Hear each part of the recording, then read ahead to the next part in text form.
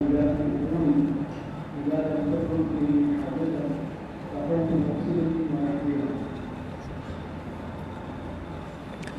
اللہ الرحمن الرحیم۔ تعلیم دین کورس سال اول کی تفسیر قرآن کریم کا سبق شروع ہو رہا ہے۔ آخر کی دو صورتیں سورۃ الفلق اور سورۃ الناس چل رہی تھی۔ سورۃ الفلق پوری ہو گئی۔ آج انشاءاللہ العظیم سورۃ الناس کا جو ترجمہ ہے اور باقی باتیں ہیں وہ انشاءاللہ آج پوری کرتے ہیں۔ سورۃ الناس، تمام ساتھی قرآن کریم اور اپنی کاپیاں کھول لیں۔ اسی طرح آن لائن جو حضرات و مستورات ہیں وہ بھی قرآن کریم اور اپنی کاپیاں کھول لیں۔ اعوذ باللہ من الشیطان الرجیم، بسم اللہ الرحمن الرحیم۔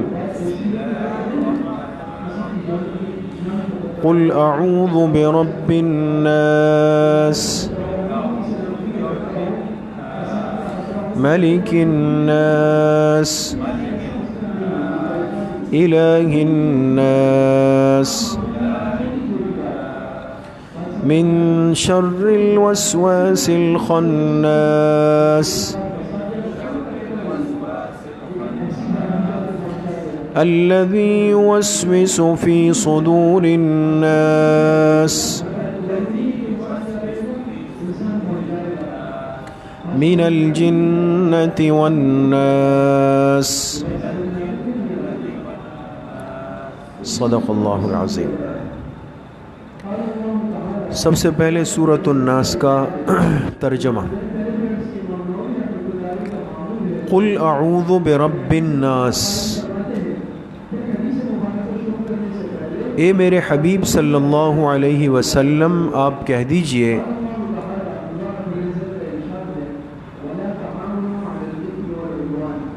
اے میرے حبیب صلی اللہ علیہ وسلم آپ کہہ دیجئے، اعوذ برب الناس، میں پناہ مانگتا ہوں لوگوں کے رب کی۔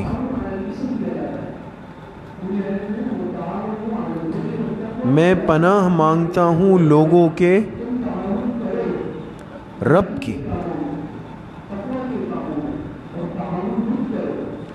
ملک الناس،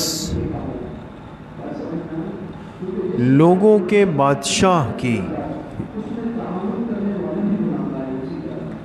لوگوں کے بادشاہ کی، ملک کہتے ہیں بادشاہ کو۔ الہ الناس، لوگوں کے پروردگار کی۔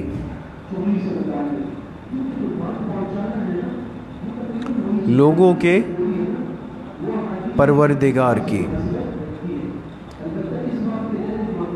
آپ کو اندازہ ہوا کہ 3 آیتوں میں اللہ پاک کی کتنی صفات ذکر ہوئی؟ اندازہ ہوا کتنی صفات ذکر ہوئی؟ 3۔ شاباش۔ پہلی صفت رب، پھر ملک، پھر الہ۔ یہ اس لیے عرض کر رہا ہوں کہ آگے ہم ایک بات کریں گے تو آپ کو سمجھنا آسان ہو جائے گا۔ اتنا ذہن میں رکھیں کہ سورۃ الناس کی 3 آیتوں میں اللہ تعالیٰ کی 3 صفات ذکر ہوئی، رب، ملک اور الہ۔ ٹھیک ہے؟ من شر الوسواس الخناس، اب اللہ کی پناہ ہم مانگ رہے ہیں کس چیز سے؟ فرمایا من شر الوسواس، وسوسہ ڈالنے والے شیطان کے شر سے۔ وسوسہ ڈالنے والے شیطان کے شر سے۔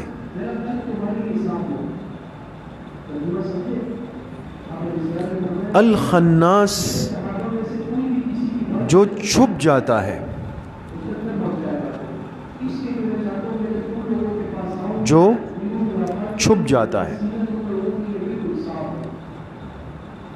الذی یوسوس فی صدور الناس، جو وسوسے ڈالتا ہے لوگوں کے دلوں میں. صدور کہتے ہیں سینے کو، مراد دل ہے. جو وسوسے ڈالتا ہے لوگوں کے دلوں میں.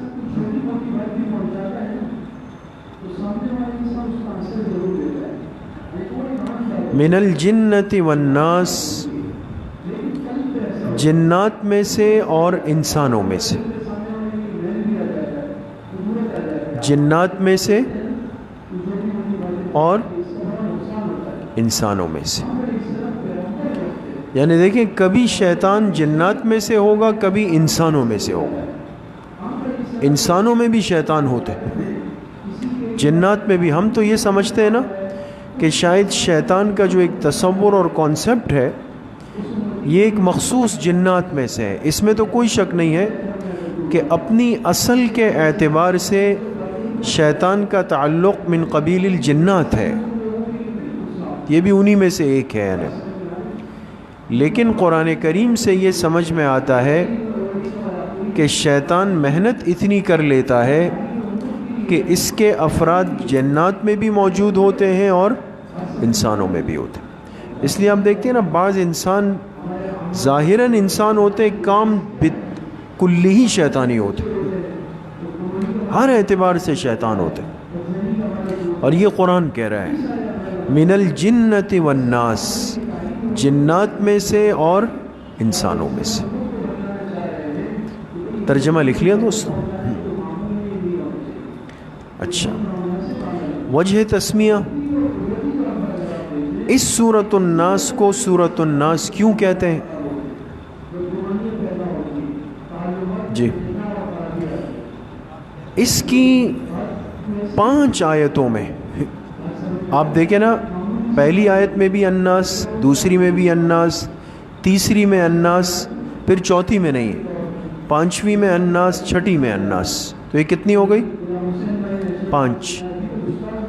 5 آیتوں میں لفظ کیا آیا ہے؟ الناس کا. اس سورت کی 5 آیتوں میں لفظ آیا ہے الناس کا. اس مناسبت سے اس سورت کا نام کیا ہے؟ سورۃ الناس.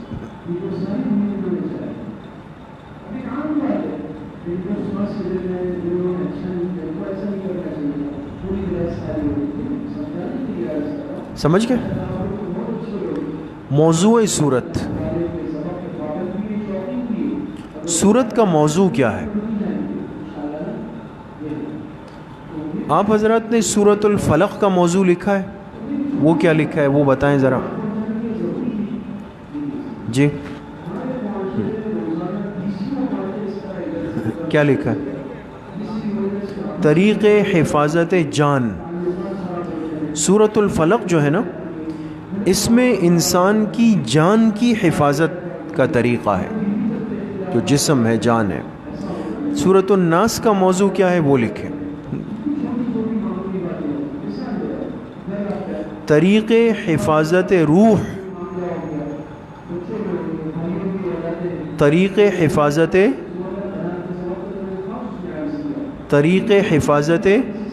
روح از موذیات مخفیہ، از موذیات، میم واو ذال یا الف تا، موذیات مخفیہ. کیا ترجمہ ہوگا؟ خفیہ طور پر نقصان پہنچانے والی چیزوں سے، خفیہ طور پر نقصان پہنچانے والی چیزوں سے روح کی حفاظت کا طریقہ. روح کی حفاظت کا، اس میں تھا نا جان کی حفاظت کا طریقہ. جو چیز اندر سے روح کو گندا کرے، خراب کرے، عام طور پہ وسوسے ہوتے ہیں، خیالات ہوتے ہیں برے قسم کے. تو سورۃ الناس میں اس کا علاج بتایا. ٹھیک ہو گیا؟ جی جی بالکل. سورۃ الفلق اور سورۃ الناس دونوں کو پڑھیں. سورۃ الفلق سے جسم کو نقصان پہنچانے والی چیزوں سے انسان محفوظ ہوتا ہے. سورۃ الناس سے روح کو نقصان پہنچانے والی. یہ دونوں صورتیں ایسی ہیں کہ ہر نماز کے بعد اس کو پڑھا جائے, بہت فائدہ ہوتا ہے اس کا. نمبر 4 لکھیں خلاصہ صورت. خلاصہ صورت کیا ہے؟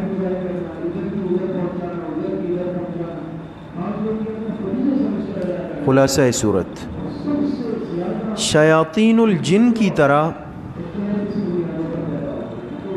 شیاطین الجن کی طرح شیاطین الانس کا وجود بھی ہوتا ہے. شیاطین الجن کی طرح شیاطین الانس, انس یعنی انسان, انس کا وجود بھی ہوتا ہے. اس صورت سے ہمیں پتہ چلا کہ جس طرح جنات میں شیطان پائے جاتے ہیں, انسانوں میں بھی شیطان پائے جاتے ہیں. ٹھیک ہوگا؟ سمجھ گئے؟ یہ بات ختم ہو گئی. اچھا, پچھلی صورت میں آپ سے ایک اصطلاح عرض کی تھی کہ ایک ہوتا ہے مستعیذ, یاد ہے؟ ایک ہوتا ہے مستعاذ اور ایک ہوتا ہے مستعاذ منہ. کچھ یاد پڑتا ہے؟ ایک ہفتہ بیچ میں گزرا ہے. ایک ہوتا ہے مستعیذ. مستعیذ کے معنی پناہ مانگنے والا. مستعاذ جس کی پناہ مانگی گئی, اور مستعاذ منہ جن چیزوں سے پناہ مانگی گئی. سمجھ گئے؟ تو اب اس سورۃ الناس میں مستعیذ کیا ہے, مستعاذ کیا ہے, مستعاذ منہ کیا ہے؟ لکھے فائدہ. اس سورۃ الناس میں ایک مستعیذ ہے. مستعیذ آخر میں ذال ہے, ذال. ایک مستعیذ ہے. آپ بتا سکتے ہیں یہ کون ہے؟ مستعیذ کون ہے؟ پناہ مانگنے والا. یہ بندہ خود ہے, انسان ہے. تو مستعیذ کے اوپر لکھے بندہ. اس صورت میں ایک مستعیذ ہے, ایک مستعاذ ہے.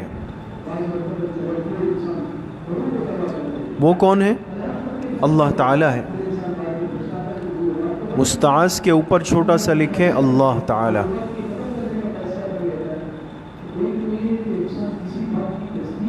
لکھ لیا؟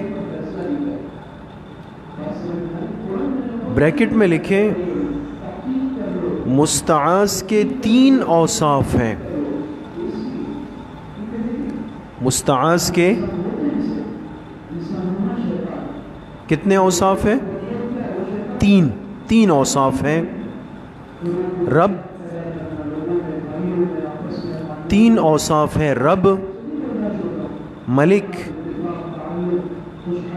اور الہ. رب, ملک اور الہ. الہ, الہ الناس, الہ. لکھ لیا؟ بریکٹ بند کریں. اب بریکٹ بند کریں گے. اور ایک مستعاذ منہ ہے, اور ایک مستعاذ منہ ہے. وہ کیا ہے دوستو؟ مستعاذ منہ کیا ہے؟ کس سے پناہ مانگی جائے؟ شیطان سے نا, شیطان سے. ایک مستعاذ منہ ہے. مستعاذ منہ کے اوپر لکھے شیطان.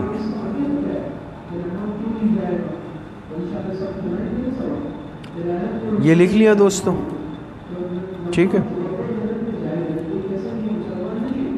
اب ایک آخری بات نقطے کے عنوان سے لکھیں. نقطہ، کاف والا کاف، کوے والا کاف، نون کاف تا، نقطہ.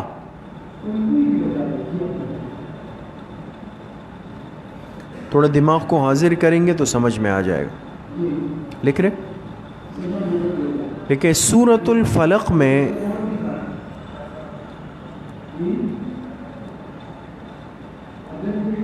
سورۃ الفلق میں مستعاذ، سورۃ الفلق میں مستعاذ یعنی اللہ تعالیٰ کا، اللہ تعالیٰ کا ایک ہی وصف، ایک ہی وصف، وصف واو صاد فا، ایک ہی وصف رب ذکر ہوا. آپ سورۃ الفلق دیکھیں نا، قل اعوذ برب الفلق، ایک ہی وصف اللہ پاک کا ذکر ہوا سورۃ الفلق میں نا. جبکہ سورۃ الناس میں،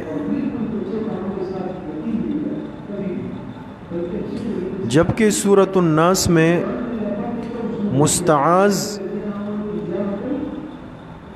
مستعاذ یعنی اللہ تعالیٰ کے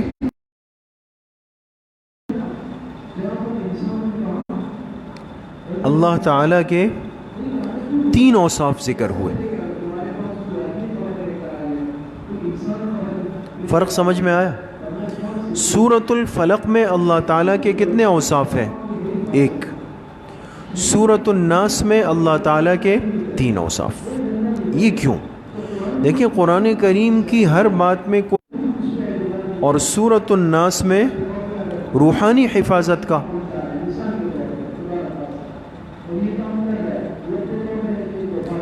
روحانی حفاظت کا اور روح کی حفاظت کے لیے، روح کی حفاظت کے لیے اقدامات زیادہ کرنے ہوتے ہیں. روح کی حفاظت کے لیے اقدامات زیادہ کرنے ہوتے ہیں. اس لیے کہ جسم اور روح میں زیادہ قیمتی چیز کیا ہے؟ روح. روح زیادہ اصل ہے، بنیاد ہے. تو جو چیز جتنی اہم ہوتی ہے اتنی اس کی حفاظت کے لیے انتظام بھی اتنے زیادہ ہوتے ہیں. تو وہاں جسم کا تذکرہ تھا تو اللہ نے اپنا ایک ہی وصف ذکر کیا. یہاں روح کی حفاظت کا تذکرہ تھا تو اللہ نے اپنے 3 اوصاف ذکر کیے. یعنی ایک لطیف، لطیف کہتے ہیں یعنی باریک، ایک لطیف سا اشارہ دیا کہ جسمانی دشمن سے بچنے کے لیے ایک ہتھیار کافی ہوگا، لیکن روح کی حفاظت کے لیے تمہارے پاس کم از کم 3 ہتھیار ہونے چاہیے. سمجھ میں اتنا زیادہ انسان محتاط ہو جائے گا. تو آج اگر جیسے اگر کسی کو لگے کہ باہر آواز آ گئی، گولی چل گئی، تو جسم کا خوف پیدا ہوگا. تو اس جسمانی حفاظت کے لیے ہم اگر ایک بھی تدبیر کر لیں تو کافی ہے. وہ کیا ہے بھئی، آپ نے دروازہ بند کر دیا، چلو. جسم کی حفاظت کے لیے ایک کام بھی بڑا کام ہو گیا. لیکن اگر آپ کو لگا کہ مجھے جس جگہ بلایا گیا وہاں بدنظری کا امکان بہت زیادہ ہے، آنکھ غلط استعمال ہو جائے گی، تو اس کے لیے آپ کو تدبیر بھی اتنی ہی زیادہ کرنی پڑے گی. سمجھ میں آ گئی؟ تو یہ بہرحال سورۃ الناس ہے، اور یہ آخر کی 10 صورتیں الحمدللہ پوری ہو گئی. انشاءاللہ آگے پڑھیں گے. آپ حضرات اس کی تیاری کریں. اگلے منگل کو انشاءاللہ سورۃ الفجر سے، سورۃ الفجر سے انشاءاللہ پڑھیں گے. واہ رب العالمین. السلام علیکم.